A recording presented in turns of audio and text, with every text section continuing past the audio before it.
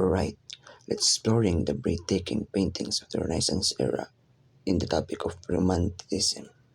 These are the table of contents, the introduction of Romanticism, the origin of Romanticism, and the different aspects of Romanticism. Okay, introduction.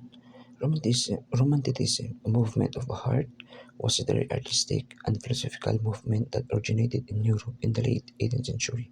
And this Romanticism started after the French Revolution. It was a reaction against the Enlightenment emphasis on reason, logic, and order. Romantics sought to emphasize emotion, intuition, and imagination, so that Romanticism is about delusionment and enlightenment of a reason. Let's talk the origin of Romanticism.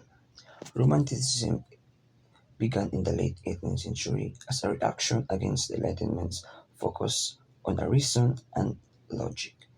It emphasized emotion, nature, and individualism, arising partly in response to the rapid industrialization and the societal changes it brought, influenced by the French Revolution and a rise of nationalism. Imagine a world where emotions run wild, where nature is a living, breathing entity, and where the individual soul is paramount. A world of passion, idealism, and a deep connection to the natural world. The world of Romanticism is a movement that began in Europe in the late 18th century. It was response to the focus on reason and other during the Enlightenment, emphasizing instead the power of emotions, imaginations, and the beauty of nature.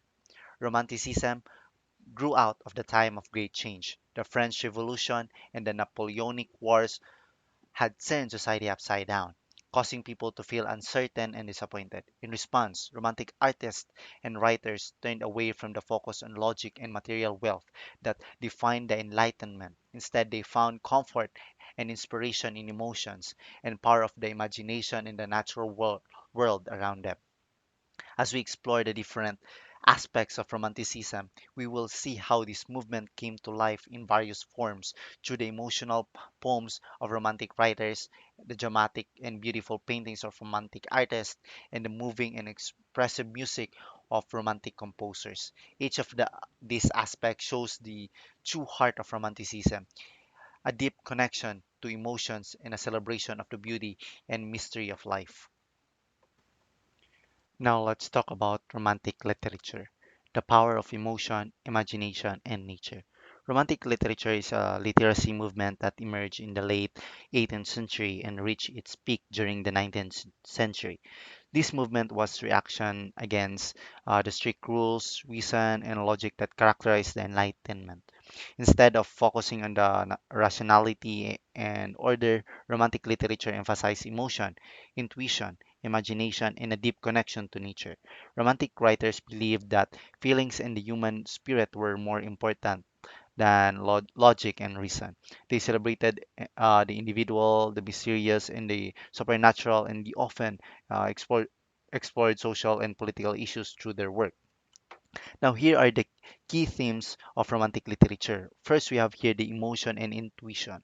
Romantic literature places a strong emphasis on the importance of feelings and emotions.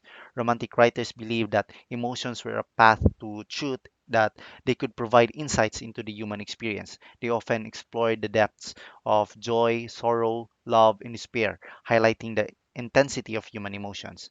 Intuition, or the ability to understand something immediately without the need for conscious reasoning.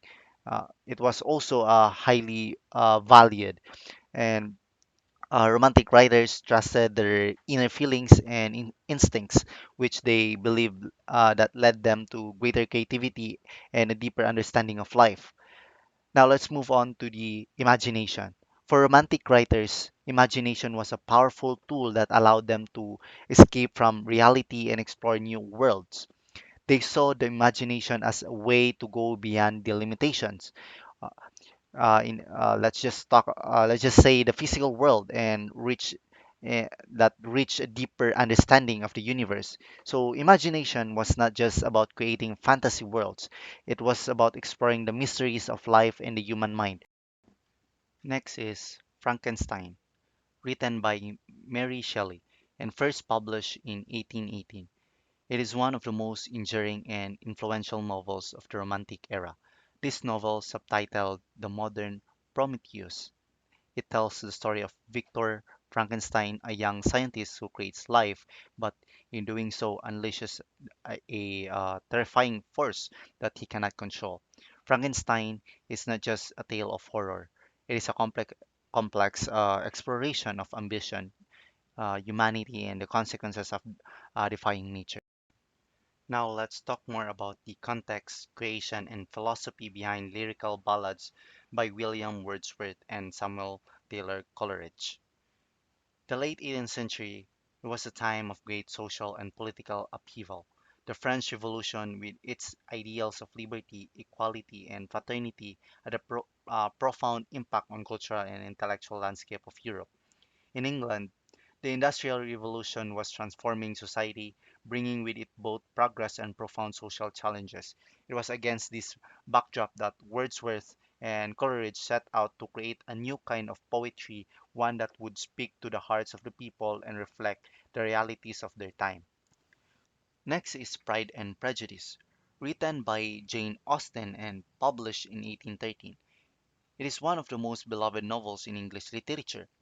Set in rural England during the early 19th century, the novel centers on the lives of the Bennet family and their interactions with the upper class, focusing on the theme of love, marriages, and social status, and even in the individual character. With its sharp wit, memorable characters, and insightful commentary on society, Pride and Prejudice has captured the hearts of readers for over 2 centuries. The story opens with one of the most famous lines in the literature, and here is the line: "It is truth universally acknowledged that a single man in possession of a good fortune must be in want of a wife." This sets the stage for the novel's exploration of marriage and social expectations. Next is The Rime of the Ancient Mariner, written by Samuel Taylor Coleridge and the first published in 1798 as part of the collection Lyrical Ballads.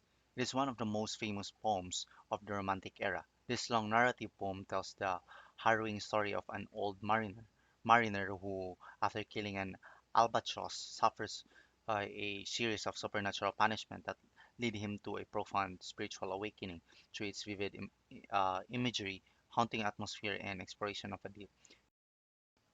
Last example is On First Looking into Chapman's Homer by John Keats. On First Looking into Chapman's Homer is a sonnet written by the English romantic poet John Keats in 1816.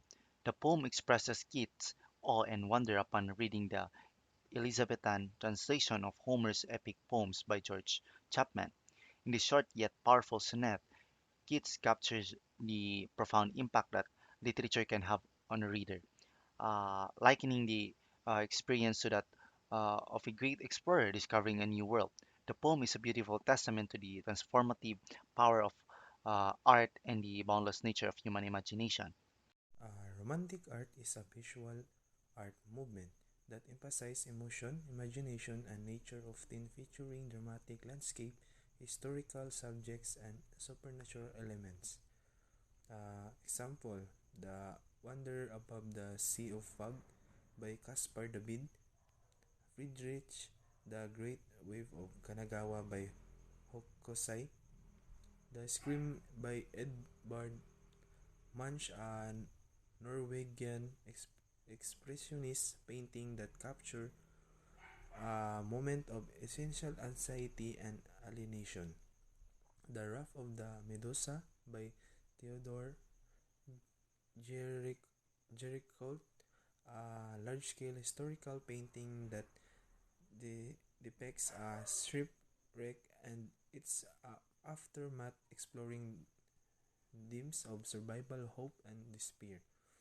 The Starry Night by Vincent van Gogh, a post-impressionist masterpiece that used bold colors and swirling brushstrokes to convey the artist's emotionally intensity and his fascination with the night sky.